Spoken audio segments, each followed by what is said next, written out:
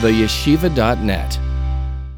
The Torah, Maamer Vayikach Haman, page 241, or Daf Kuf Chaf Aleph. We're up to the first column. The first column, at the end of the first paragraph, close to the top of the right column. So the human story, the story of human history and civilization, from the beginning of time until this very day, includes many chapters of heroism and many chapters of sacrifice. Every generation and every society has what we call in English its martyrs, meaning individuals who gave their life for something, for their faith, for their convictions, for their belief, for their homeland, and for virtually every and any cause under the sun. They did so for a variety of reasons.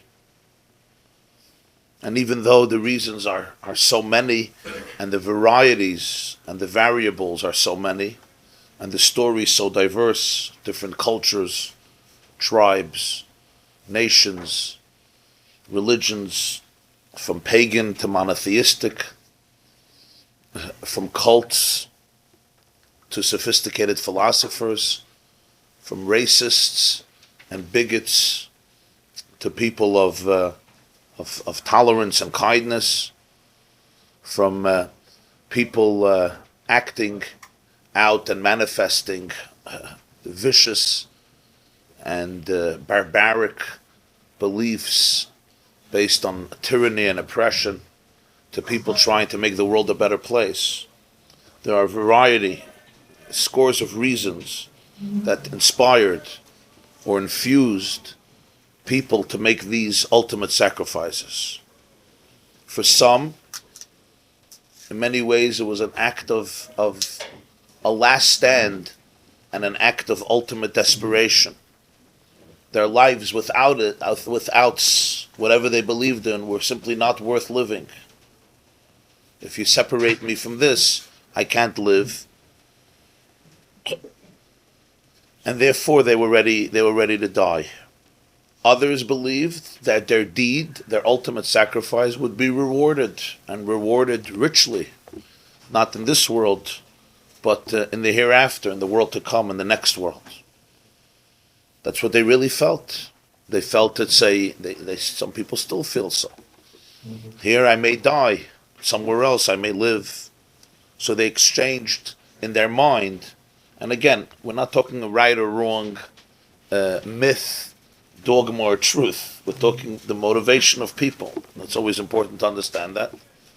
So they were ready to exchange the temporary benefits of a physical life for what in their mind was the soul's eternal gain, and may indeed be true, for the soul's eternal gain.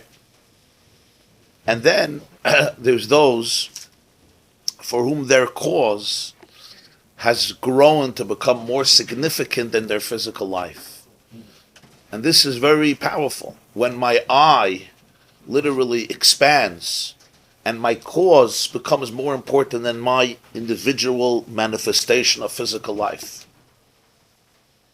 They had come to identify so completely with a particular goal, ideal, value, cause, identity, that it became more integral to their self than their physical, biological existence as individuals. And therefore, when they die for the cause, they don't really die. I mean, they die, their body dies, the cause lives. And again, the motivation could be from a very, very idealistic to extremely, extremely egotistic. But this is the motivation. In all of these cases, the martyr, the person, is sacrificing his life, the Balatanya said, but not his self. He's sacrificing his body but not his I, not his sense of self. He's sacrificing, and as he puts it somewhere else, the real term should have been Mesiras Haguf, or Mesiras HaChaim.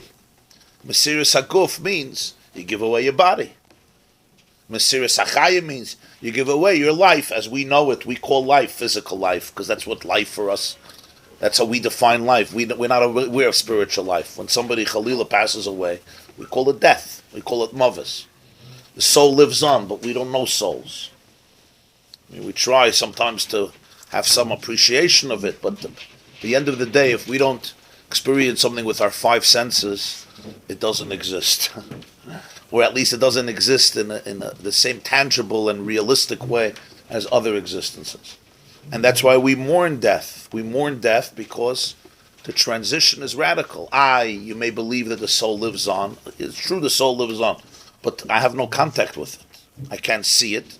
I can't hear it. I can't smell it. I can't touch it, and I can't taste it. When there's a person alive, I can touch and smell and taste and see and listen. There's contact. There's contact in the real world. So Mesiras Haguf means I give over the body. Mesiras HaChayim means I give over the life. The lashon that's used is Mesiras Nefesh, the soul. But that's interesting. So we say, Mesiras Nefesh means the soul. The soul is the life. The soul is the body. I mean, the soul gives life to the body. But this is very, very meticulous. It's very precise. Because in all of the chapters of self-sacrifice, as heroic as they are, or as brutal as they are, as stupid as they are, as rubbish as they are, or as noble as they are, the person sacrificed his physical life, but not his self. In fact, he sacrificed his physical life for the sake of his self. He did not give up self-preservation. On the contrary, he wants his self to be preserved. The innate desire of every living creature is self-preservation. Ich will leben. I want to be. I want to be. Every rodent has this instinct. Every insect has this instinct. Every mammal, every fish, every bird, every bush, every tree has this instinct. Every fruit has this instinct. This is how the planet operates, this instinct. To propagate, to live, to survive myself, and to propagate, which is my survival. So, did I give up on my desire for self-preservation? No. On the contrary, I want myself to be preserved. But what's myself? Myself has become a much larger self. Maybe my books, my philosophy, my shita, my country, my achievements, my values, my heroism, my legacy, my legacy. And even if it's not my legacy, I have, so to speak, selflessly surrendered my personal legacy to a larger ideal. Or I want olam haba, I want schar. Or I can't even do anything else. It's like life without this, it's not worth living. It's so painful, it's not worth it. It's a stupid life, it's a sick life. Sometimes people say this is the sickest life. Or what's there for you? This is called self-preservation. This is called preservation of agony, of pain, of suffering. Somebody once told me he was contemplating the worst, and he said, I was asking him what his thoughts are. He says, I just want peace. He says, you want peace? I want peace. He said, is that such a bad thing to ask for? I don't have a moment of peace. I want peace. I don't want to give up on peace. I want peace. I want to be at peace. In his mind, that's the only thing he can do to attain peace. So again, the variables are from one extreme to another extreme. And sometimes beyond sad. I mean, always beyond sad. Death is always sad. It's never. If someone does Mesiras Nefesh for like 3 Avodah Zorah, Gila Rise, then they're doing it al pi halacha. They have a motivation. They're following halacha. What's it? Even Rabbi Akeida. Avada, you can't compare. He wasn't in a position to escape. He couldn't escape. Right. So what was Rabbi Akeida saying? That he waited for this. Yeah. Oh, yeah. Okay, so He died. He was so sound. He was forced. He couldn't run away, I think. and the 6 million Jews. So many of them. Unfortunately, Mesiras Nefesh is the story of the Jewish nation for many generations. From the beginning of time, from Avram Avinu. Wasn't he in this different state of mind when he was tortured? Yeah, the Gemara in Brachas with Rabbi Akiva. Okay, we'll get to it. So what does this really mean? What this really means is that when a person is sacrificing so much, he's sacrificing his body, sacrificing his physical life, but he's not sacrificing his self. On the contrary, say a person is doing it for the ultimate reward. He knows his schar in Olam Haba. That self is going to be rewarded and going to be rewarded with eternity. So it's a good investment. Maybe other people would disagree, but for him it's a good investment as a result of his education, as a result of his conviction. So therefore he's sacrificing his life for the sake of his self, whether it's a self that is sensible, whether it's a self that's ridiculous, whether it's a spiritual self, an immortal soul, a universal self he has come to identify with, his march towards to bring into the world some idea. He wants to change the world. And some people, it's even this motivation to be remembered forever. They want to go in, they want to be enshrined forever. So when we speak about self, the word selfish comes from the word self. Now we're used to the word selfish in a negative sense. You're being selfish. You're being narcissistic. Here when we say self, we're not necessarily, sometimes it can be extremely foolish and cultish and negative, but here we're not referring to self in a negative sense, or even in a selfish sense. We're referring to the self in the most positive and noble and sometimes altruistic sense of the word. When somebody gives up his life for a true noble cause that changes humanity, or for the appreciation of a relationship that is more precious than life, for example with God, or for Olam Haba, or for somebody else, right? Haruge Lud, the Gemara speaks about Haruge Lud, Ein Kol Ber Yechal Lamd doesn't. They save the whole community. It's incredible. It's incredible. So this is a person who succeeded in transcending the narrow, material, physical definition of self for something much, much deeper, less tangible and broader. All this would be included in the word Mesiras Haguf, or Mesiras Hachayim. The chiddush of Mesiras Nefesh, the Baal HaTanya says, Be'emes is something deep. Although in many Svarim, the word Mesiras Nefesh is used for everything I said above. Because obviously there's Mesiras Haguf and there's Mesiras Hachayim. But the word Mesiras Nefesh is the surrender, the sacrifice of the I, of the core self. Everything, physical also, even spiritual. But if you surrender for whatever cause, even for no cause, isn't that still for the sake of something? Well, how could you get out of this? Or to put it in different words, if it's true that the core instinct of a creature, including a human being, is self-preservation, and we know it, look what people do for self-preservation. Look what animals do for self-preservation. They climb trees, we also climb trees. They attack, we also attack. For self-preservation. Whatever that takes on, whatever form that takes on. Most classic thing is a person should live, health. What are people ready to go through in order to be able to prolong their life by a year, by 5 years, by a decade? What are they ready to go through? They're ready to give everything up. A person will sell his house, he'll sell his car, he'll sell his shirt, he'll sell his clothes. He'll go through tremendous pain. Pains of surgeries, and pains of treatments, and pains of medicine, and a different lifestyle.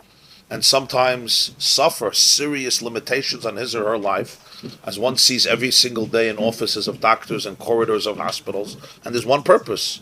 And the purpose is the person wants to live another day, another month, another week, another year, another decade, hopefully another few decades or a century.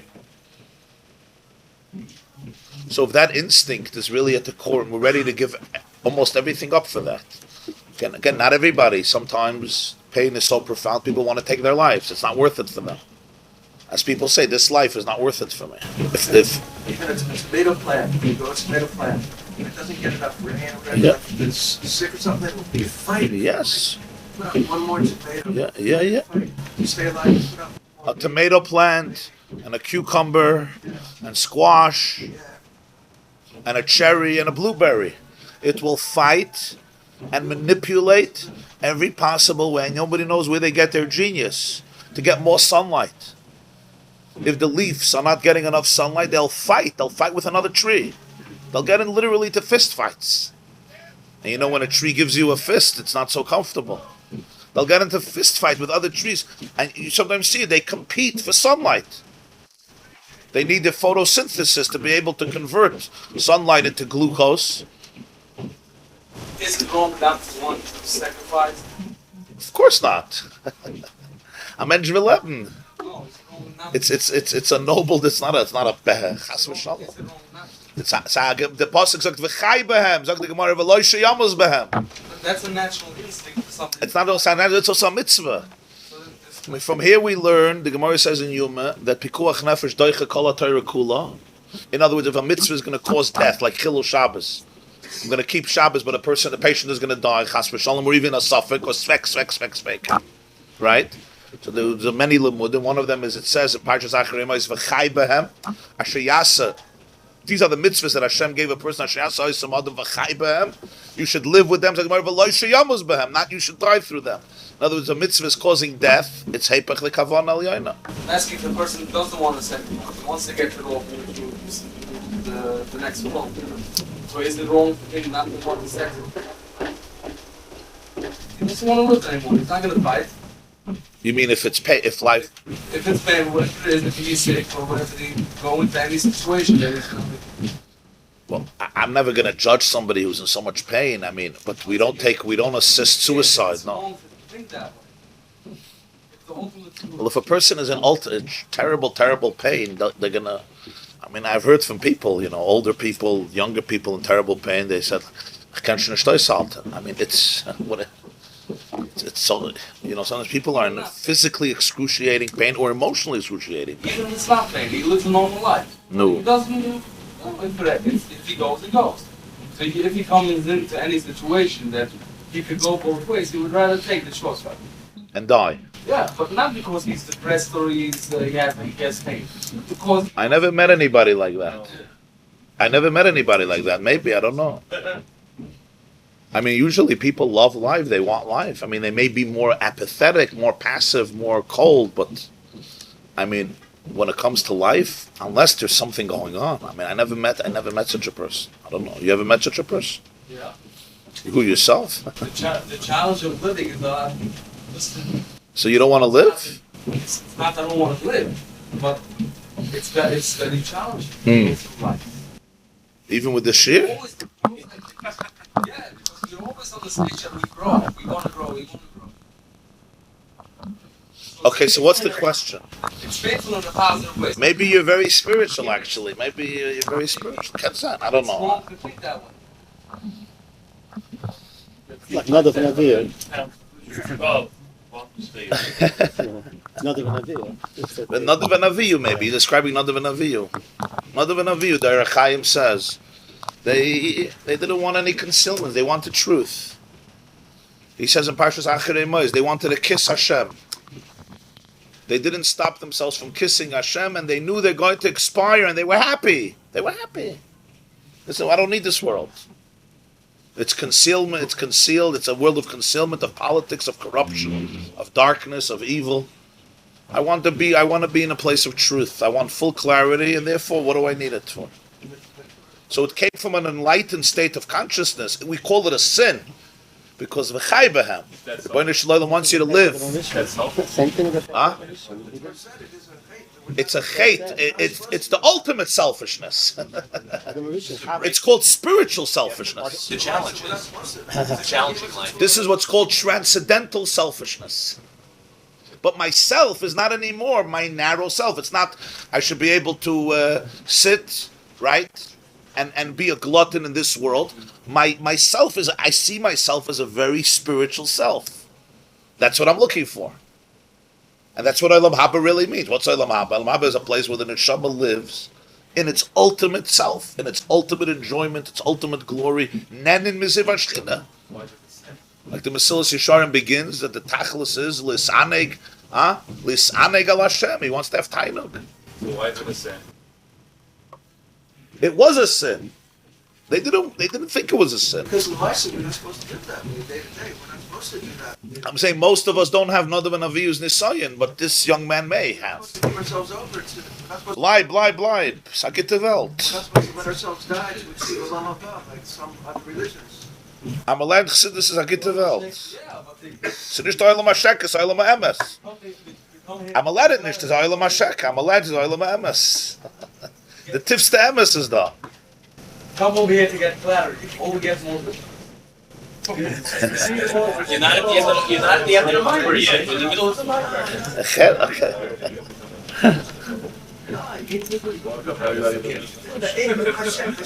Hashem gave us life, and life is obviously challenging. Hashem gave us a Torah, and He gives it meaning, and if we work in it, we can be b'simcha. Listen, Adam and Chava chose death, to bring death into the world. Why? Because they didn't want to live in their bubble. The same thing. That's why they do.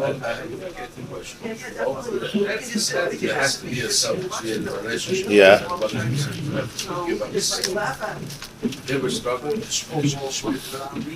Well, now stage one is the Shminish B'Shminis. Here we're doing stage two. Yeah. All right.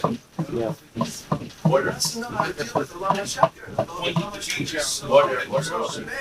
Take it outside. I know, I understand. I'm saying it comes from a sensitivity. He's a sensitive soul. I know him. And this not a shiny yid, it's not such shiny yid, and this doesn't shine. I'm talking about a sensitive. A gitta yid, a shiny yid, a sensitivity yid. I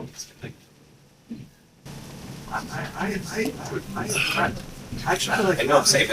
like look at them like from a, like sort of like looking on top, look at the sheker of the world, like that Hashem, oh, this is where Hashem made it. Wow, it's amazing. Like the Princeton was saying, the brand. Oh, yeah. So when he wants to define what the true definition of Mesiras Nefesh is, he says it in two lines, the last lines of Perek Ches, right? He says, Ikir inye Mesiras Nefesh amitis. In the first case is, as he says, Lahagia lechefetz yoyse Yaakov v'nichbet. He wants something more precious, more respectable. Vim kain he. So he means, it is it. In other words, he's still in his self. And again, it's not a criticism. It's not a denigration. Just a definition. And as I told somebody yesterday, the definition is important to be able to understand what a Jew really is. When you call everything Mesiras Nefesh, then you can't understand what a Jew really is. So it's important to be able to make these demarcations, these distinctions. Le'ikin inyan Mesiras Nefesh ha'amitis, shelo lahagia l'shum chefetz v'ratzon. He's not interested in reaching anything, any object. Chefetz means an objective, a goal. a rotzen, a certain desire, any rotzen. Was is heint? Isruchak.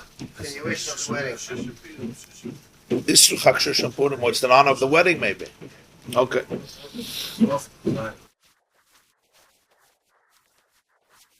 Se besser wie Atzvos, das ist sicher. Se besser wie Atzvos. Huh? You're saying that even aligning your roots as a British person is still a chassidus. Yeah. In other words, sometimes. To fulfill his roots, but it's still a chassidus. Yeah. So again, it's very sensitive. It's unbelievably powerful and heroic and noble. I want to do your ratzon. That's what I want to reach. That's the ultimate. What's greater than that? But it's still a chassidus. Yeah. So it's just myself. Myself is a bigger self. Ich hab größere Hasagas. I have bigger Hasagas. Yeah. Yeah. The Welt is a Schmecktabak, as they used to say in Yiddish. The ganze Welt is a Schmecktabak. Or as Nachman says, the whole world, a schmale brick. The Ike is nicht zu schrecken sich. And they said, like before, it's Lamalam Natam. Oh, that's the key. And on this, there's a pasuk in Tehillim. Mili b'shamayim ve'imcha lechafatzti ba'aretz.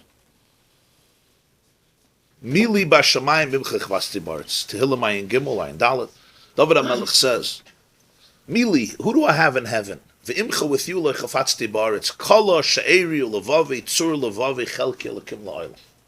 The literal interpretation is, Mili b'shamayim, who do I have in heaven? Meaning, I'm not interested in the stars and the galaxies, and I'm going to create them as deities. V'imcha lechafatzti ba'aretz, or all the taivas in the aretz. What the Balatanya is teaching, as he usually does in this pasuk, is even deeper. Shamayim refers to even the spiritual shamayim, not just the stars and the galaxies, which are also shamayim, right? The Torah calls them, but shamayim here means all spirituality, what we would call Gan Eden ha'elyon, oilamis, malachim, high stuff, good stuff, getliche Sachen, himmelische Sachen, heavenly. And Eretz refers to everything in Eretz, but also everything in the spiritual Eretz. Gan Eden hatachten. So David HaMelech says, Mili b'shamayim v'imcha lechafatzti b'aretz. That the greatest aliyahs, the greatest madregas, it's not the core. So it says, v'zeh yefshe. Now, v'zeh yefshe, you could stop right here, because that makes sense. V'zeh yefshe, it's impossible. Why is it impossible? Because the deepest instinct of the human being is zich, I. Self-gratification, self-preservation, self-gratification. It's also real logical reasoning. And we are logical creatures. And logic will always take you to a place that somehow makes something logical. Is there a form of Mesiras Nefesh that's logical? Of course. That's why people enlist. Is there anything logical? Everything. Listen, all logic needs certain premises to deal with. But once those premises are established, right? If a person appreciates the concept of a neshama versus a guf, a person appreciates Elam Haba versus Elam Haza, a person appreciates a country to survive, an ideal to survive, and so forth. Yeah. When hundreds of thousands, millions of soldiers went to defeat Hitler, many of them had a very deep passion that they were fighting for the future. As Churchill said, they're fighting for the future of civilization. That you are going to, as they landed on the islands of Normandy and all of the other sacrifices they made, a lot of heroes. Al Piderech HaTeva, that's why we're here, right?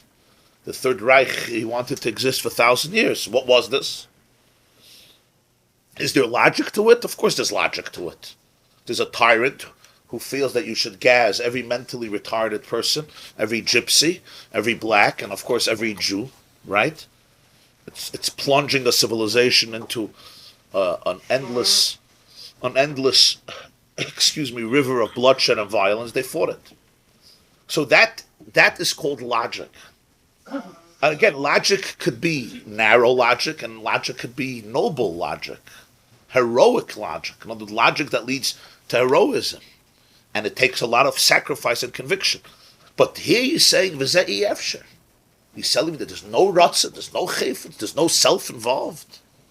There's no self that becomes larger than life. A self that's larger than life. He says that's Mesiris Nefesh HaAmitis. Not Mesiris HaGuf, not Mesiris HaNefesh. He says, Kiyim L'mayla Min HaTam V'das.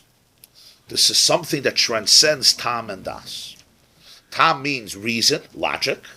And Das means like a knowledge, in other words, a way of processing knowledge, which leads a person to certain emotions or certain behaviors and certain conclusions. What's this idea, l'mayla min hatam v'das? Because mitzat tam v'das, if the tam is fueling the Mesiris Nefesh, if the tam and das is fueling it, ultimately, at the core of that sacrifice is the self. So it's not sacrifice of self, it's sacrifice for self.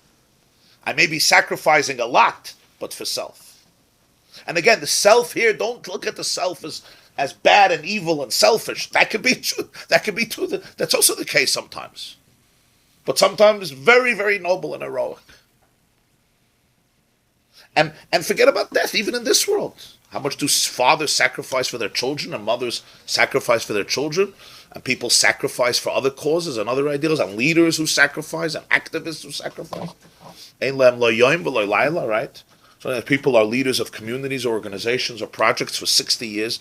They don't sleep and they don't eat and they sacrifice their vacations and their material comforts. Also, that's also called Mesiris Nefesh. You say, this Jew does this with Mesiris Nefesh, and you see it? And when you interview him and you speak to him, right, you'll hear an interesting thing. And you'll say, what's the motivation?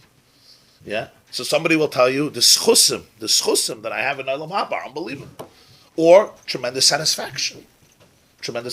Or sometimes people are just instinctively very kind people. They're just good people. They love helping other people, and it's amazing. It's brilliant. It's brilliant in the sense it's spiritually brilliant.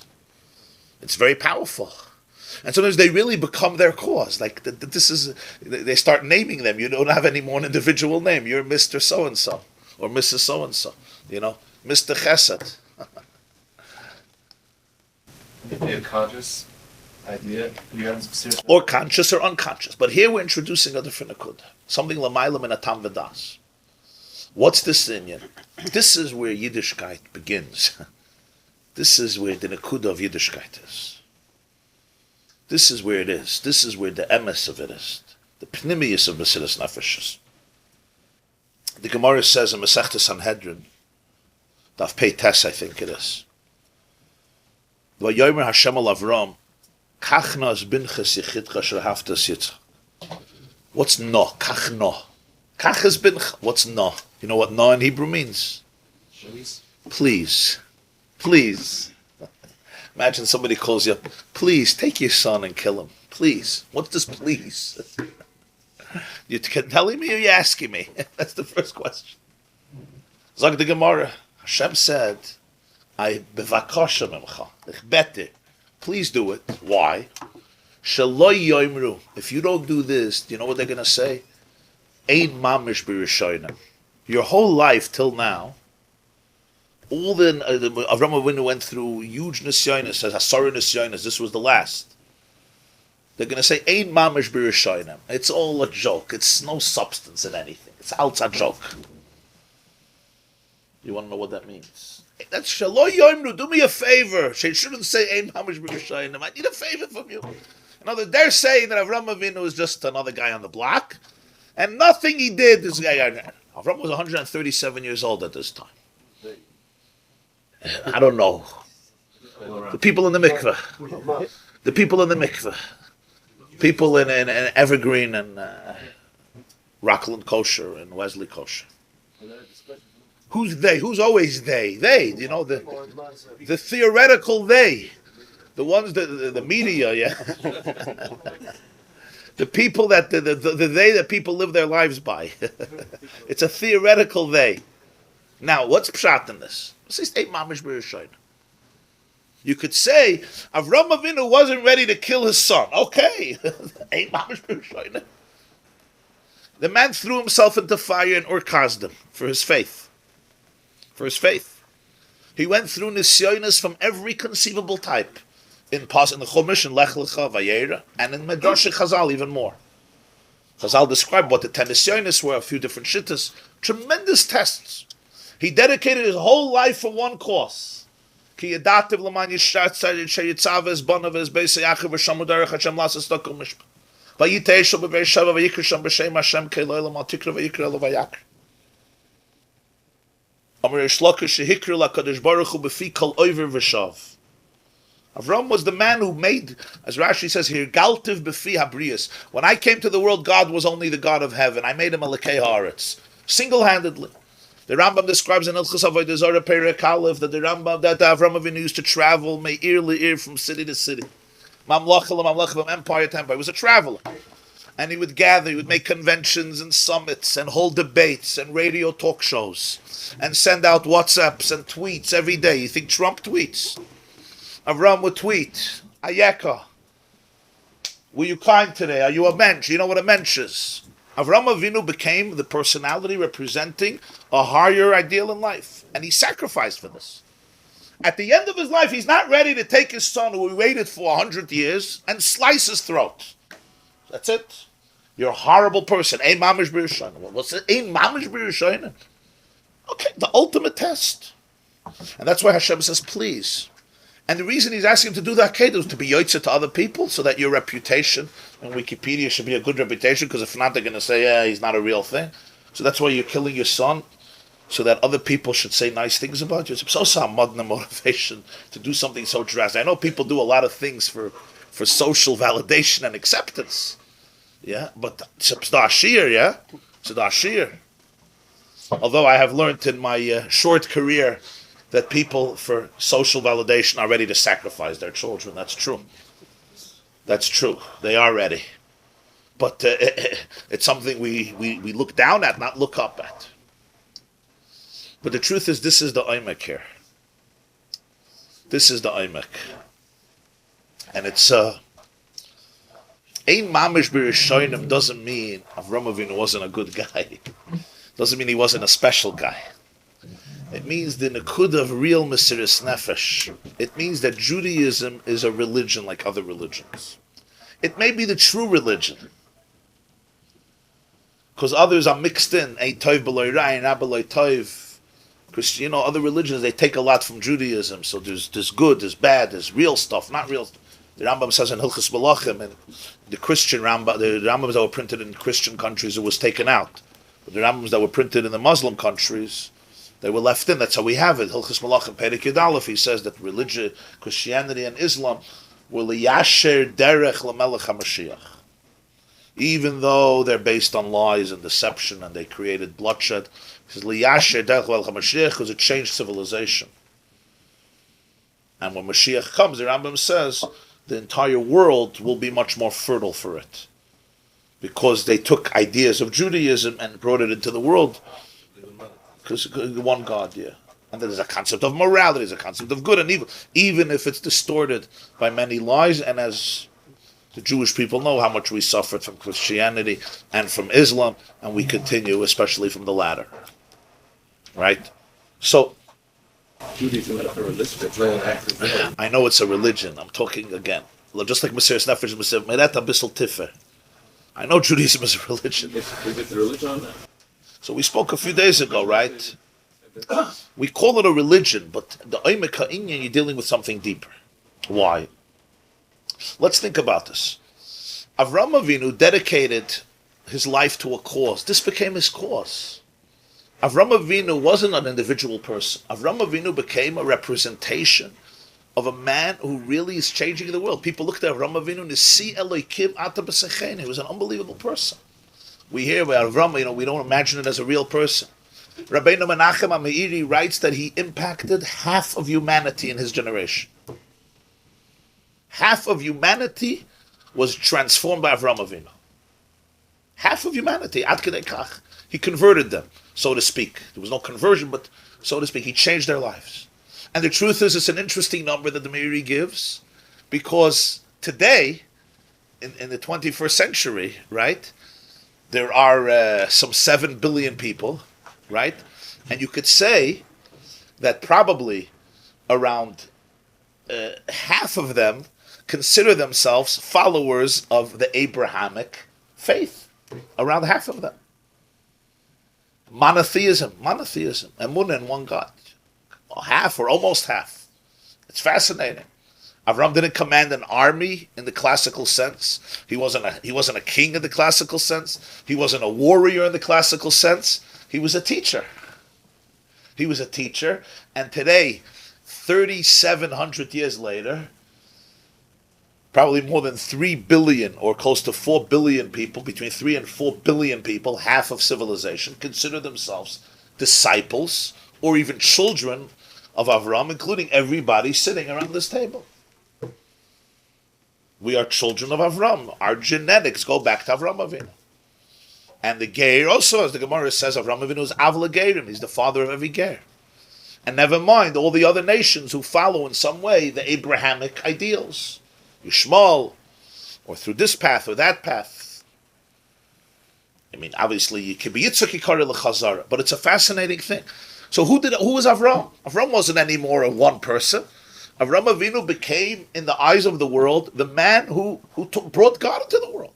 He taught there's a concept of oneness, there's a concept of moral responsibility. Avram Avinu was even, some argue, the first scientist. Because all science is based on the fact that there's laws of nature. That the God of the sun and the God of the moon are not in a fight. Laws of nature means that rain and oceans and winds and lightning and thunder and climates and the ecosystem are all synchronized. What does that mean? That there's no billion gods. Call it laws of nature. What does laws of nature mean? Laws of nature means every scientist, he may call it nature. But he trusts those atoms to follow a very predictable system. And he trusts those molecules to follow a very predictable system. And he trusts those DNAs and cells to follow a very... Why are you trusting all of this? There's a unifying core, which Avram Avinu called Hashem. Vayikach Hashem Kelayla. And for this, and he wasn't no fake and phony. He wasn't doing it for money. He wasn't a fraud for doing it just for money and fame using God. This was his life. And he was ready to go into fire. And he fought for this and he taught this. And he was ready to give up his life for this. He was ready. If I have to give up my life for this truth, for this shit, I'll do that too. Oh. That's all part of the cycle of Mesiras Haguf, Mesiras Hachayim. Tam V'das. Tremendous. It's not. There's no small Tam V'das. There's people that Tam V'das, they're just junkies, babka junkies, chaluptzas junkies, lasagna junkies. There's Tam V'das, there's Tam V'das. It's Tam V'das that's enlightened, Tam V'das that's expansive, Tam V'das that's holistic, Tam V'das that's divine, godly. What happens by that Akeida? Hashem says, Avram told Hashem a whole time, there's nobody to continue this. Yishmael was no tzatzka. Yishmael was no ear for this. Yishmael was doing his own thing. OTD. He was thrown out of yeshiva, Yishmael at a very young age. It was no. He said, Lu Yishmael, I wish Yishmael could be the boy. And Hashem said, no. It could be Yitzchak Yikari L'Chazara. Lo Yirish, you're gonna have Avram said, I have nobody here. He says, you're gonna have a child. And not just a child who will continue this for the generations. He'll continue this legacy and change the world. Yitzchak Avinu. And he has this child. And the child grows up. And one day, the Rebbeinu Shalom comes to him and says, Avram Avinu, I need something from you. What do you need? I need you to sacrifice Yitzchak. Whoa. This is the most antithetical thing to what we're fighting for. The moment Yitzchak dies, what happens? Everything dies. It's over. The whole legacy is gone. You're gone. God, this is it. Yitzchak is the man. You told me it can be Yitzchak Yikari L'Chazara, not after that came, before that came. Yishmael is not the person. He wasn't shaykh for whatever reason. It didn't work out with Yishmael. Yishmael was from Hagar. It was Yitzchak. So you're telling me now to cut.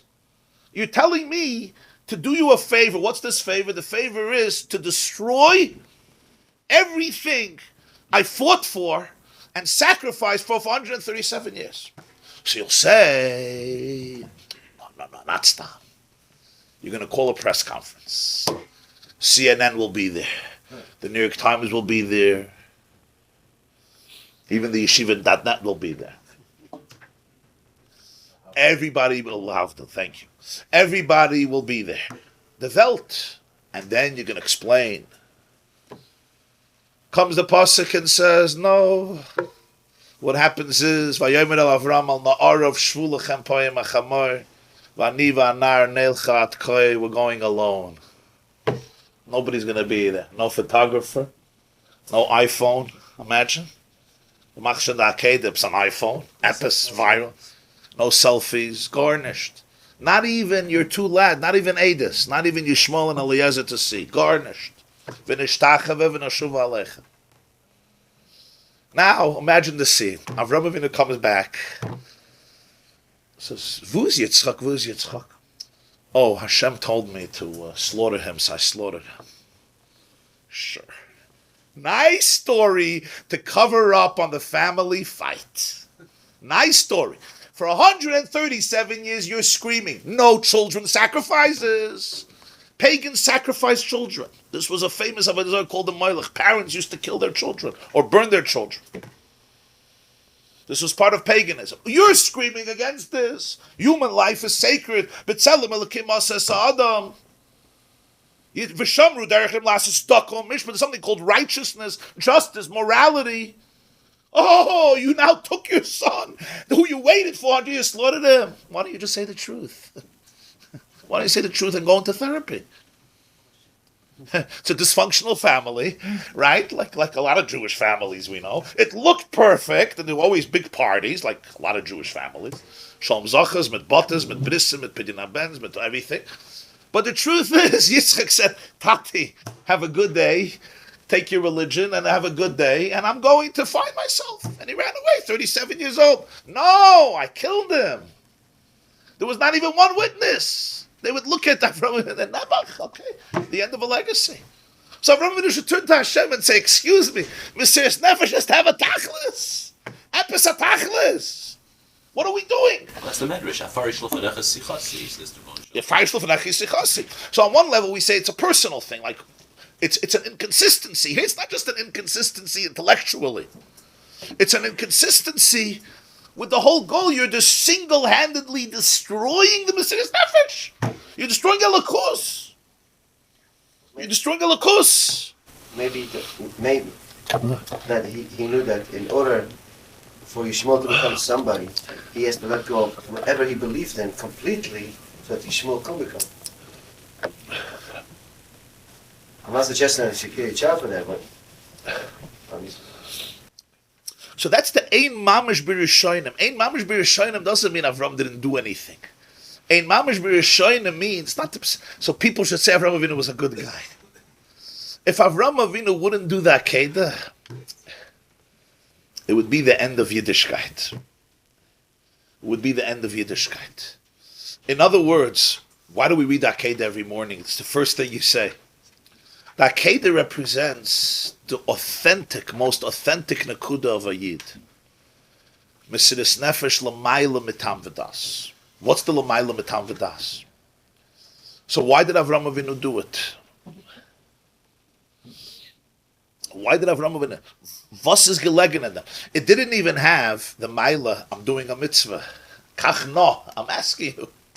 Kach no. It's not even, I did a mitzvah. A mitzvah gets you did a mitzvah. I did a lot of schar. I did get a lot of schar. Kach no. Bakasha. The Gemara says, it's a bakasha, it's a request. Ein mamish b'rishonim would mean that everything was fine and beautiful and grand. The chiddush that came out with the Akeida was that Avram Avinu did the Akeida. He didn't ask questions. Al pi seichel, al pi tam v'das, al pi mesiras nefesh. Mesiras nefesh the way we usually define it. Al pi all the cheshbonos, it didn't make sense. So in reality, Taka, it never happened. Yitzchak wasn't slaughtered. That's why we're here to tell the story. But Avraham Avinu didn't know that. Ata yadati ki yirei Elokim ata. What's the ata yadati ki yirei Elokim ata? Not just that you passed another test. It was a completely different type of test. What came out at that moment was a different type of relationship. A relationship where there is complete oneness, inseparable oneness. That the eye of the Jew, in its deepest core, is not I. It's Ein Sof. It's God. It's one. Tam v'das means, you want my eye to dedicate myself to you. Give me a reason. We do it every day. You want me to invest in your business, right? You want me to come work for you. Let's not talk so grand issues about death and life. It's a bit tough. You want me to invest my life in you. You want me to marry you. You want me to connect to you. Whatever the term of investment, right? Give me a good reason. That's exciting. That's inspiring. For this world, for next world. That's all Judaism as a religion. Olam haba, schar, fulfillment. Fulfillment is a good schar. If you can do something that fulfills you, you're good. Expand itself is very noble. Expand itself. Olam haba, eternal reward. Spiritual fulfillment, spiritual satisfaction. Selflessness, the cause of selflessness, the cause of humanity. Human freedom fighters. That's a charged word because there's different interpretations today. That's all very powerful. Mesiris Haguf, Mesiris Achaya. Mesiris Nefesh is the real Mesiris Nefesh. He says, Ze'iyef shekim l'mayla mitam das. If it's l'mayla mitam das, why am I doing it? And the answer to that is, if there's a question, I have no answer. You're right. You hear? If there's a question why, I think I have no answer. If I'm in that, you're right. If I'm in the world of why, I think I have no answer. So now, you have Lamata Mitam V'das. That's dangerous. Lamata Mitam V'das, we call it a cult, indoctrination. You take a person, you turn him into a zombie. You can get him to do anything. You get him to blow himself up. And you tell him there's 72 slices of pies of pizza. The Gemara says, so we talk here about pizza and sushi. And you get him to do it. I mean, cults do this. And if a person is on drugs, and if a person's mind is played with, and if a person is brainwashed their whole life, right? In other words, there's no critical thinking. And that's a very important distinction. He calls it lamayla mitam, not lamata mitam v'das. Lamata mitam v'das is very dangerous. Because the moment we say Tam V'das is nothing, then everything becomes an option. Everything becomes an option. Then a person can jump into the Hudson River because of some conviction and some faith. So why is this better? If it's Lamala, why is it not the same as Lamala? In other words, you're asking what's the difference between Akeida and Al-Qaeda? That's you want to know. Good answer. Good question. Answer. Critical thinking is essential. In other words, a faith that tells you, shut your mind and don't think, you have to be very careful with. Because that's the first thing any manipulator will say. It happens to be you may be a real person, but I don't know it. So, but Shema Yomra, why won't they say about the Akeida, he was going to sacrifice, kill his son, it's the same as a terrorist? Why won't they say that? Why is that going to be better in terms of a critical thinker? Yeah, so we're explaining Shema Yomru is not to impress people. Shema Yomru means a truth. the truth that Ein Mamish B'Yerushalayim. So Tam V'das is very, very important. Mesiris Nefesh is not Lamata Mitam, it's Lamayla Mitam V'das. It's not, we don't have a mind. We're lifeless robots. Whatever you put into me, I'll do. If it's a Meshagas, it's a Meshagas. So you're really saying this I had a chaver. He was in yeshiva with me, and he ended up in a cult. It's a tragic story. He ended up in a cult, and we used to speak a lot. He tried to get me to come to the cult. So remember, I was 18, and we would spend nights. I lived on Montgomery Street in Brooklyn, and we spent nights arguing, talking, conversing. So one night I remember I met him, and he tells me I can't speak to you anymore. I said, why not? He said that the leader of the cult told him that he's not allowed to talk to me because I am, what's the word? I'm contaminated. I'm too far. I'm too heretical. So I said, maybe the reason is because your guru is afraid that I may plant some sanity into your mind. Maybe that's the reason. He says, no, that can't be the reason. I said, why can't it be the reason? Maybe I'm too heretical and stupid, but maybe it's also the other way around. Just think about it. But at that point, his brain was so manipulated, he couldn't imagine that. So why would he tell him not to speak to me? Very simple reason. That's where you see if it's lamata metam v'das or not. Lamata metam v'das is always threatened by conversation with anybody who may introduce a concept that you don't know about. Why? Because I have to be very insecure. Because if I expose him to another person, what if that person plants a seed that may say, whoa, ooh, I never thought of that. So you're saying really there's lamat mitamadas, there's secular tamvatas, which is not expanded. There's what we all think of in terms of noble Jewish behavior, olam haba, which is tamvadas. Expanded tamvadas, still better than secular tamvadas. And then there's lamala mitamadas. There's lamata mitamvadas, which we see a lot of. And the truth is, a child, right, is indoctrinated. We all indoctrinate our children. When you tell a child you're not allowed to cross the street, and he runs and you pull him and you give him a frask or whatever you do in modern times, right? But you just indoctrinated your child. You taught your child cars are dangerous. It's a good thing to live. And when you tell your child, say thank you, you just indoctrinated your child that hakaras hatov is an important thing. Now, these are what we call good indoctrinations. We call it chinuch, values. But you can also indoctrinate your child that the Jews are the devil and that Israel is the embodiment of the world's bacteria and responsible for global warming and 9/11, of course, and all the deprivation in the Muslim countries. I mean, that's also indoctrination. So a child is lamata mitam v'das. They're very vulnerable. And really, all of us, in some sense, are lamata mitam v'das. We rely on the internet for information. We rely on the newspapers.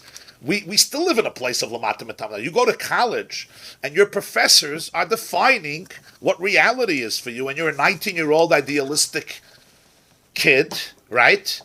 And bathrooms for transgender is the most idealistic thing that's going to save the planet from all the racist mishagayim. And that becomes your cause. That becomes Maamer your cause, right? So, Lamata B'Tavdas continues throughout life. But what is that based on? It's based on the fact that there's you don't ask questions. Now, some people live there forever. And some people even, and this is, I'm not going to get into it, I mean, you've heard this from me quite a few times, some people even think that Judaism is based on that. You'll never see one Gadol B'Yisrael in history who was afraid of questions. There were different shittas. Some said, some in Chavis Alavava said you have to investigate, and others said no, Mesoira, Amuna. There were different shittas, whether it's a mitzvah to introduce conversation, investigation, but to be afraid of questions, to be insecure? What are you insecure about? MS is never insecure. You know why? Because when I have a legit business, I don't care if the IRS comes every day. You can open my books. If I have a Ponzi scheme, then I close the books. But if I have a legitimate corporation going on, investigate. And you know what you're going to find? Bupkis. You know why? I'm legit. Investigate. Now, this doesn't mean every person is capable of dealing with every question. Sometimes, some people, it's really not for them. It's a headache. It's not for them. And it's no mitzvah to turn every person into a world-renowned philosopher. That's ridiculous. You understand what I'm saying? But you're not afraid of Tam V'das. Mesiris Nefesh never competes with Tam V'das. It's not like Seichel, evil. Brains, evil. Shut down everybody's brains so we could survive. Chas v'shalom. Tam v'das serves a major role in the world. It's God's brains. The mind is a blessing. The whole Torah we learn and try to understand as much as we can. Tam v'das. There's something called l'mayla mitam v'das. L'mayla mitam v'das is not threatened by tam v'das. It's not afraid of tam v'das. It transcends tam v'das. What's in the kudah l'mayla mitam v'das? It's not why, because. Because if you're asking why, then he says, V'zei efsher. In the world of why, yeah, it should be about me, avada me. There's always me. The nekuda l'mayla mitam v'das is that the nekuda ha'atzmas, the essential nekuda of a Jew, is that he is divine. It's a shtik elokus. He is divine. He's Ein Sof. To separate from Hashem is like telling me, don't be you. She said, why not? Why? You could try, huh? I should start debate. Don't be you today. What do you want me to do? Like, don't breathe. Yeah, I mean, even that you could stop breathing. You could, not you, but people do it. Unfortunately, it's not something. Yeah, I'm not. Don't try it at home. But a person here, don't be. You want. So people don't want to be themselves. They do a lot of. They do a lot of surgeries. Talk so much about bittul. This is really the ultimate actualization of bittul. This is the ultimate bit. This is the bittul hamiti. So you say, but what's the tam? What's the svara? That language is an important language. What's the tam? What's the svara? But not in this space. So am I looking for Elam Haba? No. I'm looking for schar? No. I'm looking for legacy. I'm looking even to do the right thing and people will say and remember me forever. Am I looking, I'm not I anymore, I'm identified with the cause, so the cause lives on, the self lives on. Thinking about it. Of course you're not thinking about it. It's not a machshava this way or this way. This is who he is. This is who he is. Like you say about the hands. There's no self. Because the self is not self. That's ich will manage with dich allein. The Tzemach Tzedek cries that his Zayda, the Balatanya, be'es hatfila, during davening, he would get into a dveikus often, and he would say, Hoyo nishma mimenu bezeh. He writes in Hebrew, but then over here he says it in Yiddish, because this is how his Zayda said it. He says, Hoyo nishma mimenu bezeh haloshem. That many times during davening, he would go into a dveikus, like a spiritual meditation or trance, and he says, Hoyo nishma mimenu bezeh haloshem. And we can really appreciate it because he brings this pasuk here. Mili ba'shamayim ve'imcha lo chafatzti ba'aretz. Ich will nicht dein Gan Eden atachten. Ich will nicht dein Gan Eden elyon. Ich will nicht dein Olam haba. Ich will nicht dein Olam haza. Ich will mehr nicht als dich allein. Meaning, I don't want your Olam haza, your Olam haba, your Gan Eden atachten, your Gan Eden elyon. And he said, Ich will nicht dein Gan Eden elyon. So the Rebbe was once medayik. He didn't say Ich will nicht Gan Eden elyon. Ich will nicht dein Gan Eden elyon. In other words, I know it's yours. It's your Gan Eden elyon. Ich will manage das dich allein. What's dich allein? You yourself. And what's Olam haba? What do they do in Olam haba? They eat cholent? Maybe because when they eat cholent here, they say, "My ayin Olam haba." My ayin Olam haba. So that means in Olam haba, I've asked for this is only my ayin Olam haba, right? I just realized. But even Olam haba was stuck in cholent, which there could be the such an Olam haba. A little Olam haba. Okay. So we say that noch nicht gefährlich. Yeah, even. What's Olam haba? What's Olam haba? What do we do in Olam haba? We're on the phone again in Olam haba. We're surfing the web in Olam haba. What are we doing in Olam haba? What do you think happens in Olam haba? Mizitz the Malarent. Mizitz the Malarent. Nenem is Ivashchina. And not just learning, Zivashchina. But that's the Nakuda. Nenem is Ivashchina. Nenem means you enjoy, you bask. Again, this is not bad. This is great stuff. Living in the moment, there's a connection with the Ein Sof. Oh, but ich will manage as dich allein. You yourself. In other words, the full truth, and not because I want the truth. I want to feel good. You have the truth, right? I'm not a liar. I'm connected to truth. I like the relationship. It's very special. It's very special. Those are all beautiful stuff, and they should motivate us. And that's the tam v'das that we work towards. So there is lamata metam v'das, a zombie. You don't think. That's where cults come in. That's where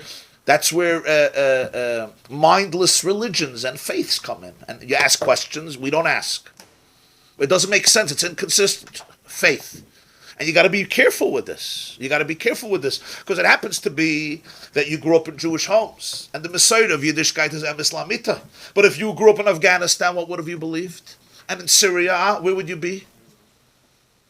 You grew up right in a Muslim home. What would when you start asking questions, what would your tati say? Frask. Messiah, Muhammad. What are you going to say then? Right? It's all beautiful words. Amunah, Messiah. It happens to be you grew up in a Jewish home. If you grew up in a Catholic home, what about in a Mormon home? Protestant home? A Baptist home? That's why Tam V'das is important. Yiddishkeit is never afraid of Tam. So then there's Tam V'das. Tam V'das itself, as you said, there's a secular Tam V'das. Or let's put it, there's a narrow Tam V'das. There's a Tam V'das that's much more sophisticated. It's much more open. And then there is L'mayla Metam V'das. L'mayla Metam V'das is the Nekuda of the Etzem, the core, which is, it Kivayachal is divine. It is Hashem. It's one mamash.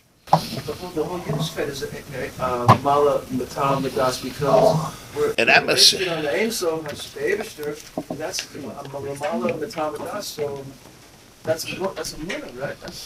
That's what real amunah is, yeah. Again, amunah also, there's amunah l'mayla mata matam v'das, there's amunah tam v'das, and there's amunah l'mayla matam v'das. You're right. What's the proof that Avram Avinu wasn't v'das?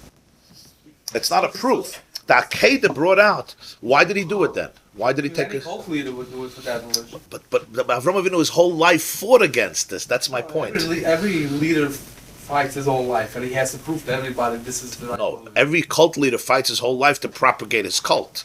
Avram Avinu fought his whole life against this. The same Nekuda that he fights so against this. exactly, Now he has to prove that he's wrong with the whole life. Exactly, because Basically, he was doing the worst thing for his cause. that's the biggest thing for his cause. Because even though he screams against it, but then he believes so much in that God that even when that God tells him to do whatever he. But nobody would even know that. Nobody would even know this. I'm telling you, nobody was there to know it.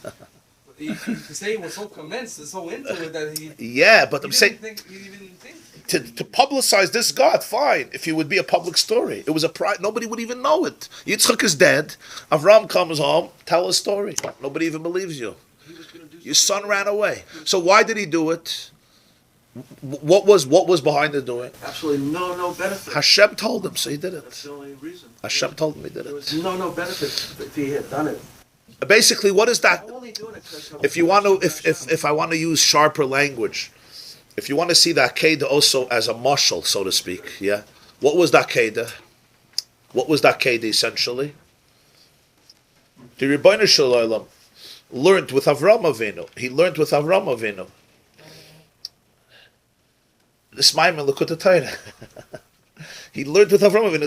That was the Akeida was a tutorial I think the of this Nekuda. No, I think they learned V'yadat Moscow. Whatever I'm saying. This Nekuda, this was the Akeida. The Akeida this was the conversation of the Akeida. Two horrors. One is, this is really the Amkus of the Ramban on the Akeida. You know, when he basically says he didn't want it nearby, he brings a medrash, I think with Rabbi Akiva and Rabbi Nechemia, I don't remember, was did people know or they did not know? I forgot how the medrash goes, but he says the whole point was to go 3 days away, far away, remote, he should be able to think about it with nobody to talk to. Exactly. This is really the Amkus of the Ramban. Yes. To make sure there's no iPhone, that the whole point was that, you know, to Yes. achieve that. But I'm trying to think. And he had time to think about it. Right, That's right, what yeah. Chazal say. It shouldn't be, Right, I overwhelmed you. right. Shouldn't be a moment of like a big heroic moment. And he could have come back to Hashem and say, at least let's call a press conference. Right. Let's do something with That's this. Mamish the Ramban. Let's do something with this. I'm trying to decide though if this is against the Ran. I think that Rosh Hashanah says somewhere that the whole idea that we have to try to be mechaven to Ratzon Hashem in general in life and he quotes the Akeida because he says Hashem was saying it wasn't a tzivui. He was saying, no, Abraham, do me a favor. A favor. And do this. Yes, he said it wasn't given. No, fakir. That was the word. That it didn't even have the benefit Of being a tzivui. of being a mitzvah. It was just that the point is, this is what I want. This is what I want. So then you're saying I thought about that. So if we say it's like the Rosh Hashanah, this is Takarotz and Hashem, then it's sacrifice itself. Is the idea of sacrificing himself l'malami tamadas is not in conflict with the idea that you merge your Ratzon with Ratzon Hashem. Right. So merging your Ratzon with Ratzon Hashem, Right. we say like Avram did it with passion. Right. Avram didn't do it because begrudgingly. It became his Ratzon, That but not guf is without any motive. without any self Without any motive. motive. Not self motive. Or without any motive, yeah, without any motive. Not only Without any motive, but yeah. that motive itself is a motive. You're right. You're saying not having a motive is also a motive. No, not having. But we're not talking not having a motive with a motive. the Rambam has an expression, and no, you're asking a good question. Not having a motive is also a motive. It's all I'm doing it for the truth. ultimately. You're right. In order to take a knife. That's not l'mayla mitam v'das. I'm doing it to be able to say I did the truth but that's not the vart. There's an expression in the Rambam and this Tshuva Perik Yud. Person shouldn't say I'm going to do Torah mitzvahs, right? For schar, for Elam Haza, for Elam Haba, for this Maila, I want to have this, he goes through different cheshbonos. He says, Ella, oises ha'emes mipnei sho'emes. V'soif ha'toiv alavei b'glolam. So there's two ways of teaching the Rambam. I heard this from the Lubavitcher Rebbe once. Parshas ki Sisa grad. Oises emes mipnei sho'emes. He does the emes because it's emes. That's the motivation. He says, or no, oises ha'emes mipnei sho'emes. Since it's emes, oises ha'emes. Huh? It's not another mipnei. It's not another motivation. Oises ha'emes. Why do you do the emes? Mipnei. This guy's motivated by money, and I'm motivated by truth. That's powerful stuff. It's not a small thing to be inspired by truth, right? But what Rabbi was saying is something much deeper. Oises emes, valse emes. Because you're one with emes. Because the nekuda for the neshama of a yid is Ein Sof. It is. It's not I. It's oneness. It's oneness with emes, with Ein Sof. Just like you don't ask questions. Chelek elikam mal mamish. Just like you don't ask questions, they're bone shalom. You don't ask questions on why he's doing it. Yeah. He's You want Hashem not to be Hashem. The oneness itself is also So it's not about motivation. by instinct. Are there benefits? Of course, there's benefits. So there's no. So there's no. And this is the nekuda of Mesiras Nefesh. That's why you see in history Jews who weren't associated with Yiddishkeit, and often they had the same Mesiras Nefesh like other people. Yeah. Jews, you understand, Jews who were holy and dedicated to Torah. You had throughout history Jews alienated from Judaism. At certain points, when their Judaism was tested, they gave everything up. What was it? Another situation was you saw anti-Semitism. Didn't differentiate, still between different types of Jews. What is it that they see in a Jew? What is it? He's a secular Jew. He's an atheist. Doesn't believe in Judaism. He intermarried. His kids are not Jewish. Why are you sending him to the gas chambers? He's a baby. This is a 2-year-old girl. How could you hate a 2-year-old girl? What's this venom? He's on some level understands the nekuda. Because this nekuda is identical in every Jew. It doesn't have to do with your achievements, your spiritual godless. Hitler understood this nekuda. Yeah. Hitler felt this. I don't know. He felt it and he knew that he hated it. Why? Because it's the ultimate kedusha, and evil hates kedusha. Evil is threatened by kedusha. He knew he can never reach that. He felt this in every Jew. There's something in every Jew. It's also a feeling. It's not something I can get to with my head. No, it's not a cheshbon. Yeah, and this is an inyan atzmi in every Jew identically. There's no difference. The gadol shebegdolim, the gadol Adar, and the kanta shebechtanim, a little child who knows nothing. This nekuda is not different. In Tam V'dah, there's a lot of differences. This is Ayida, Talmud Chacham, Agon, Akadosh, Ha'ovid Hashem, Atzadik. This is a person who may be completely the other extreme. But there's the nekuda, this nekuda, it's not I. And therefore everybody is identical. Every Jew is identical. That's the nekuda by Haman, we're going to see. He wanted to destroy everybody.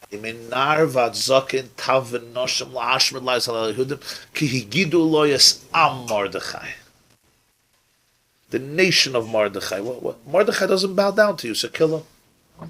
One guy doesn't bow down to you, so kill him. Was willst du von allem? Kigidu lo yes am Mordechai. They explained to him that the Nekud of Mordechai has to do with something, that there's no difference between a child, a woman, a man, a youngster, and older. There's a Nekud. Mordechai's connection is not something based on personality of Mordechai. Then just go kill Mordechai. The Nekuda of the connection of the reason Mordechai is not bowing down to you is something that exists in a baby in the crib who's 10 days old. The Herst? Ki gidu lo yis am Mordechai. They told him that there's a Nekuda of the Am of Mordechai, the Loichim Leishtachva has to do not with Mordechai as an individual, with Mordechai as a member of a nation. And this Nekuda is in every member. So now you have to kill every Jewish child. Now you have to kill every Jewish child. This the Rebbe said, purim Tovshin Chavav. This Taich. Isn't it self-evident? 1966. Self-evident reason for anti-Semitism, because we know that we have something that they don't. So then, Fakert. It's a good question. The moment it becomes a superiority complex, right? Then you lost it. In other words, real oneness with Ein Sof means complete bittul, no ego. The moment this becomes ego, ooh. Now, from our point of view, yes, but from the goy, when they see this as a source of something, so it depends what type of goy. So when you're dealing with a brute person who hates good, when you're dealing with a Hitler, this drives him more crazy than anything else. Because in the Jew, he sees something, he doesn't even know what it is. It's something beyond. And he sees it in every Jew. I don't care if you're intermarried 6 generations. I don't care if you didn't come into a shul for 70 years. There's a little Jewish blood flowing in your sinews. You and I can't live on the same planet. If you're alive, I'm dead. If I'm alive, you have to be dead. When you're dealing, yeah. Like Haman. Mordechai didn't bow down to him, it drove him mad. Why? Imagine you have a whole empire bowing down to you. Wherever you walk, everyone bows down. You have money, you have glory, you have health. You're the prime minister of the Persian Empire. Yeah, there's one Alta Yid who sits with a Masechta Zvachim, and he learns. And he has glasses and he doesn't bow down. So what we do? Max, fine, I'll tell you. Yes, it's going to die soon anyway. Also that they're all over. They're not bounded by. That's the same Nekuda. Yeah. So what's the big deal? And if you're really upset, go to therapy. How can you be? One guy doesn't big deal. One guy doesn't bow down. Who is he? An Alta Yid. The answer is because Haman knew that he got it right. Haman knew that this old Jew with the glasses and the Gemara, he got it right. Everybody else is playing a game. Everybody else is playing Haman's game. And when you know that one person got it right, the fact that 1 million people got it wrong means nothing.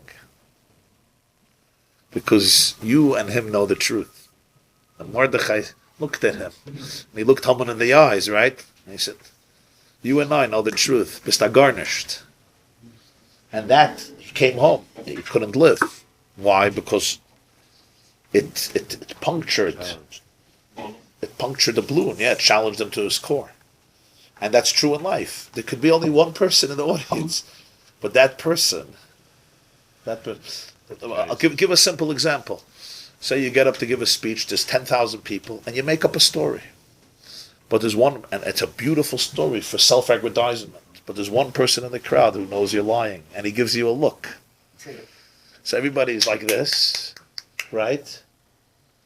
And that one person, he stands still and he looks at you, right? The applause of 10,000 people is worthless if you have any level of conscience, anything. Because Haman was a deep guy. I mean, deep. He was evil, but he was deep. Humanity. Huh? Haman. Humanity. So, Haman the man, also wanted to be the Unfortunately, race. we don't see it. The Unfortunately, we Sharasa. don't see it now. So Haman had an issue. that's why when Mordechai didn't bow down to him, it drove him crazy because Haman felt that there's an akud of emes there. Mordechai knew something, and it was triggering it in Haman. If Mordechai is dead, I won't have to face this truth. If you don't have to face truth, you're good. That's what Hitler said to my Then count. you become the truth.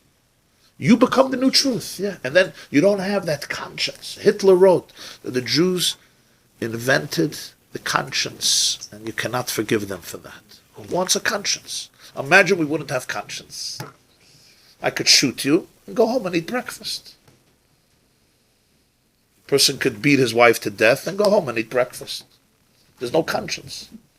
Person could take a mentally retarded person, send them into the gas chambers, and go to a Beethoven concert. There's no conscience. The Jews are the opposite. We have a guilty conscience nonstop. You killed a mosquito, you're in therapy. You thought that somebody didn't tell you good Shabbos in the morning, yeah? You want to know what's wrong with you.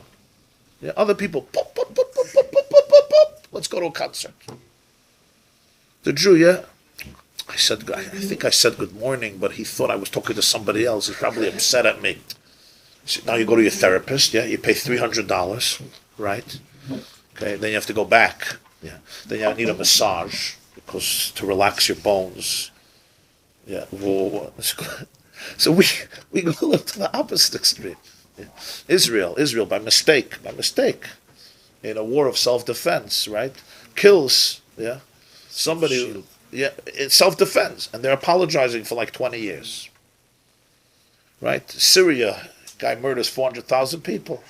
Next, and the world is fine with it.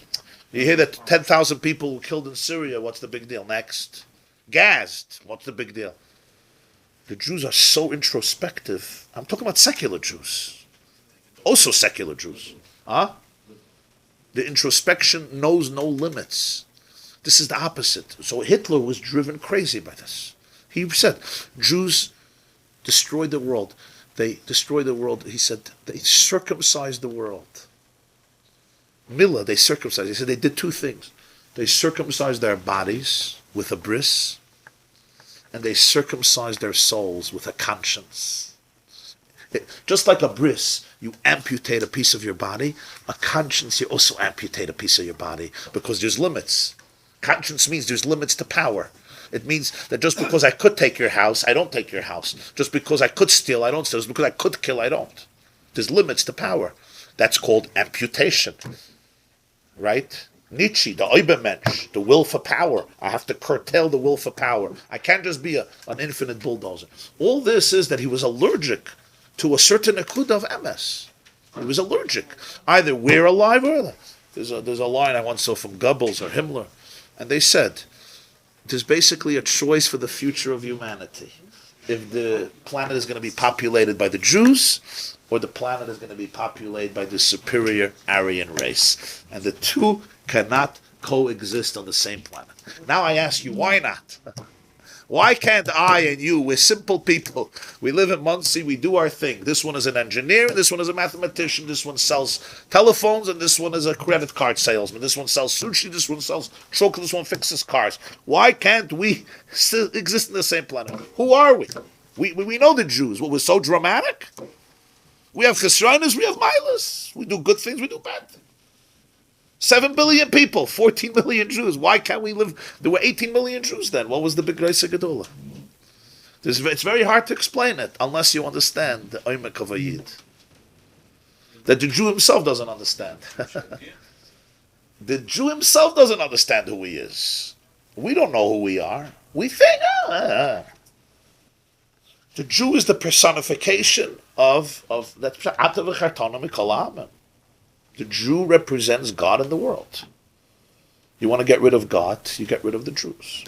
What does God mean? God, I don't mean God as the God, the ultimate truth. The ultimate truth of infinity.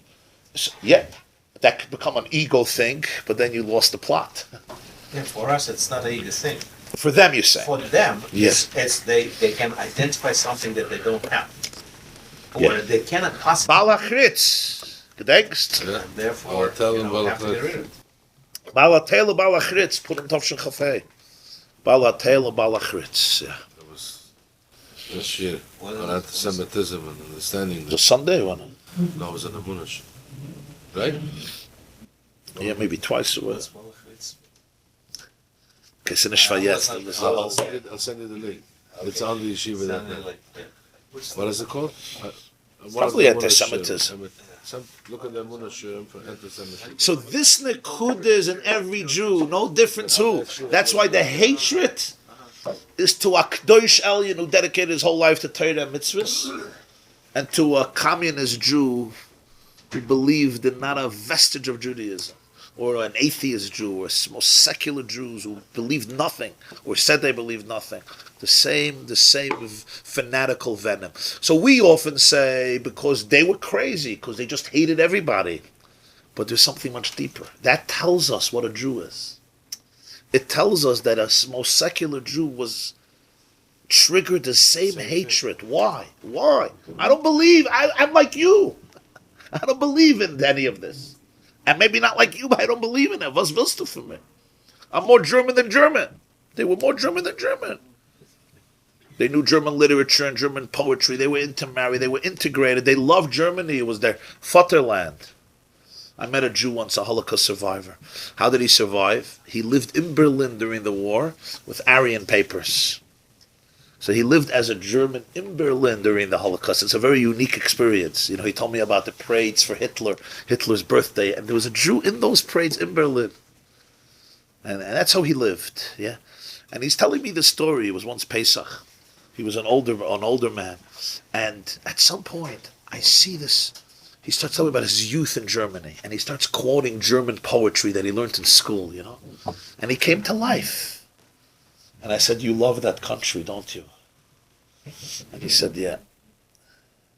His father was murdered, family killed, his mother survived. But it's his scarce of the young, because I said, how do you... In other words, it's how he grew up. There's something beautiful. He felt more German than Germans. He was the valedictorian of the school. And the night before, they said he can't be. Because he's Jew. 1937, 1938. He was valedictorian, he was graduating. But he was still doing German poetry, and he came to life, and he said, it's my country. They stole my country from me. They were more German than Germans. They were so integrated. What do you want from him? It's not some Sayyid mit a line geboard, mit Peyes, mit a Streimel, who runs in the mikveh and says, L'Shem Yichud Kutchabrichel, and fasts Bahab, and finishes Shas every year of Pesach, and learns Kisvei Arizal Thursday night. You're dealing with people who were secular as could be, German Jews. Not all, but many were secular. It's not Negeya. Because this Nekuda of a Yid, L'mayla Metam V'das, doesn't have to do with his decisions, with his behavior even. It's their couple. It's the Nekuda Ha'atzmas. How do you become a couple then if it's embedded? You can ask a question. If a Jew knows this, how can he do an Aveda? The answer is because it could be concealed. Avada could be concealed. You're saying there is no such a thing, Mesiras Nefesh, that nobody knows about, only by Judaism? There's a Nekuda of Mesiras Nefesh by a Jew that doesn't exist anywhere. That nobody, so it's by other people, if nobody It's would not. know It's not a about it, chesana. Mesiras Nefesh.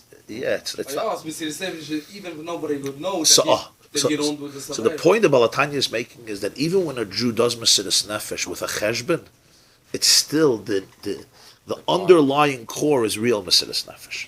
That's the word. Even when I'm doing Mesiras Nefesh with a cheshbon, whatever the cheshbon is, Sayyid has Mesiras Nefesh, not underlying that is something that's deeper than any calculation. You're bringing along the Lamala. Yeah, Elamai, the Tam Vidas worked it out also, but that's an accessory. That's an accessory. It's an extra layer. The Tam Vidas worked it out also. Fine, great. Yeah, nisht. You understand? But underlying it was licked. It could be unconscious. It could be consciously Tam Vidas, a cheshbon. Deep down, what is it? It's an inseparable bond. even if nobody. This is who you are. Your you is infinite. Your you is Hashem. It's It's one. It's oneness.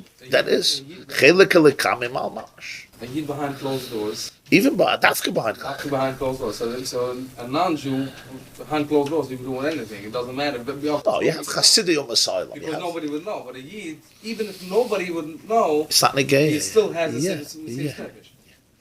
But you can have very fine people. Again, you have Gentiles who sacrifice their life. Because other people know. A non-Jew can believe in God as much as a Jew. Or for their country, for their family, for So what mothers sacrifice for children all the time. What distinguished? In many ways, you could say that this is really a nakuda of a mother and a child, maybe. So you're saying that I think that Balchrit's shir is a necessity to understand this. The void, you say. To understand where that came, where it all came from. That explains it. I don't think if I would understand. Okay, medaf nachlan Gemara. You here for Shabbos? Or? Process of serious nefesh mamash can take up to usually takes 80, 90 years. No, that's the nakuda. A child, the moment he's born, has it. Yeah. It doesn't end today. The Maamer that found the das, and therefore be a predicate for every Yisrael. Yeah. That every Mesiras Nefesh a Jew has, in its source, in its core, is L'mayla B'tam And Das. what was the connection to purim? Haman saw this in every Jew? Yeah, that's why. He wouldn't bow? Yeah. In other words, Mordechai's refusal to bow, he didn't see as a Mordechai thing. If you saw it as a Mordechai thing, get rid of him. What do you have to kill every Jewish child, every Jewish woman, every Jewish man? He